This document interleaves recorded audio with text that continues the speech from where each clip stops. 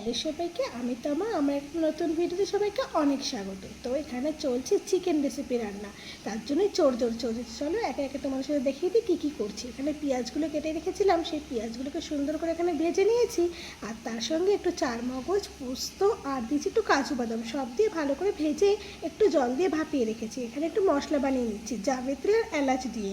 তো জাবিত্রি এলাচ দিয়ে মশলাটা বানিয়ে নেওয়ার পরে আমি এখানে চিকেনটাকে একটু টক দই আর ভালো করে মশলা দিয়ে মাখিয়ে নিচ্ছি। সেই মশলাটাই যে মশলাটা আমি বানিয়েছিলাম একটু আগে এলাচ আর জাবিত্রি দিয়ে। তো দেখো চিকেন আমার একদম ম্যারিনেশন হয়ে গেছে। এখানে আমি তেলের মধ্যে একটু ফোড়নে দিয়েছিলাম এলাচ, দারচিনি আর লবঙ্গ। আর এখানে আমি একটা পেস্ট করে নিয়েছিলাম। পেস্টটা কিসের বলো তো? হ্যাঁ বলছি। এই যে এক্ষুনি যে ভাজা মশলাটা তোমরা দেখলে না বানাচ্ছিলাম, সেইটারই আমি এখানে পেস্ট করে নিয়েছিলাম। সেই পেস্টটাই আমি এইবারে দিয়ে দিলাম এই ফোড়নটার মধ্যে। তো দেখো ফোড়নটার সঙ্গে দেওয়ার সাথে সাথে কিন্তু কি সুন্দর করে একটা রঙ হয়ে গেছে। মানে এই রঙটাই কিন্তু চিকেন চাপের জন্য একদম পারফেক্ট। তবে যদি তোমরা চাও একটু ঝাল ঝাল খেতে, তবে একটু হলুদের গুঁড়ো আর একটু সামান্য লঙ্কার গুঁড়ো দিতে পারো। তবে যদি যেহেতু চাও যে না কালার হবে, ঝাল হবে না, তারা কিন্তু সেখানে কাশ্মীরি লঙ্কার গুঁড়ো ব্যবহার করতে পারো। সমস্ত কিছু দেওয়ার পর আমি এখানে হলুদ, লঙ্কা আর একটু লবণ দিয়ে খুব ভালো করে এটাকে কষিয়ে নিচ্ছিলাম। তো বেশ ভালো করে কষাতে হবে এই কারণে, আর গ্যাসের ফ্লেমটা কিন্তু ভীষণ লোতে রাখতে হবে, মানে একদম একদম ধিমি আঁচে রান্না করতে হবে। তো তার মধ্যে আমি এখানে দিয়ে দিলাম এবার ফেটানো টক দই। টকটা কিন্তু অবশ্যই আগে থেকে ফেটিয়ে রাখতে হবে, না হলে কিন্তু এটা কড়াইতে দেওয়ার পরে ফেটে যেতে পারে, তখন কিন্তু দেখতে মোটেও ভালো লাগবে না, স্বাদটাও অতটা ভালো হবে না। তো দেখো এখানে আমি সেই টক দই মশলাগুলোকে খুব ভালো করে ফেটিয়ে নিচ্ছি এর মধ্যে আরও একবার, কারণ টক দই কিন্তু দেওয়ার সাথে সাথে যে না এরকম নাড়ানো যায়, তবে কিন্তু সেটা ছেড়ে যায় টক দইটা, সেটা কিন্তু দেখতে একদমই ভালো লাগে না আর একদমই মেশে না মশলার সাথে। তো যাই হোক এখানে আমি কিন্তু খুব ভালো করে মেশানোর পরে চিকেনগুলোকে এইভাবে দিয়ে দিচ্ছি। এই যে ম্যারিনেশন করে চিকেনগুলো রেখেছিলাম না, সেই চিকেনগুলো আমি এখানে একে একে দিয়ে দিচ্ছি। আমি কিন্তু খুব কম কোয়ান্টিটির চিকেনে রান্না করেছিলাম আজ। কেন? কারণ হচ্ছে আমি ট্রাই করছিলাম আজকে প্রথম যেহেতু আমি রেসিপিটা বানিয়েছি, তাই করে দেখলাম যে কেমন হয়েছে খেতে, তাহলে পরে কিন্তু আমি একদিন বেশি করে বানাতে পারবো। তো সেই জন্যই কিন্তু আজকে আমি এভাবে বানিয়ে নিচ্ছিলাম।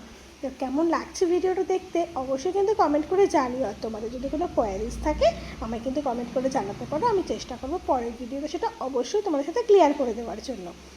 রান্না আসলে কারোর প্যাশন বা ভালো লাগা হতে পারে, রান্না কিন্তু কারোর ওই যে হয় না রান্না করতে হবে তাই করছি। আমার কাছে রান্নাটা এমন নয়, আমার কাছে রান্না হচ্ছে একটা প্যাশন বা ভালো লাগার জায়গা।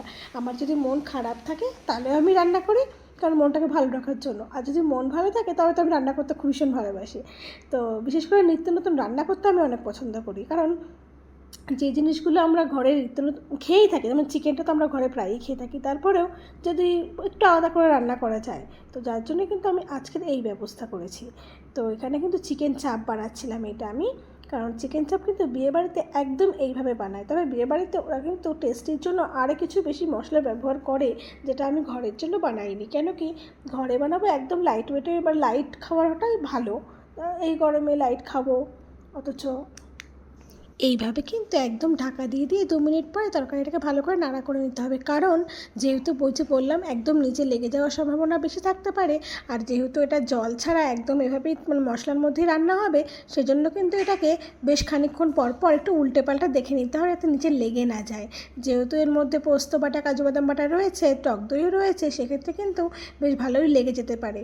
তো দেখো এখানে কিন্তু আমার একটু লেগে যাচ্ছিলো, যার জন্য আমি সামান্য একটু পরিমাণ জল দিয়ে দিয়েছিলাম, যেটা কিন্তু একদম সামান্য পরিমাণ, জল যেন বেশি না হয়ে যায়, কারণ এই চিকেন চাপটা কিন্তু একদম গ্রেভি হয়। তো যার জন্য গ্রেভি খাওয়ার জন্য কিন্তু একদম জল দেওয়া যাবে না, তবে খুব সামান্য পরিমাণ মশলা ধোয়ার জলটা দেওয়া যেতেই পারে।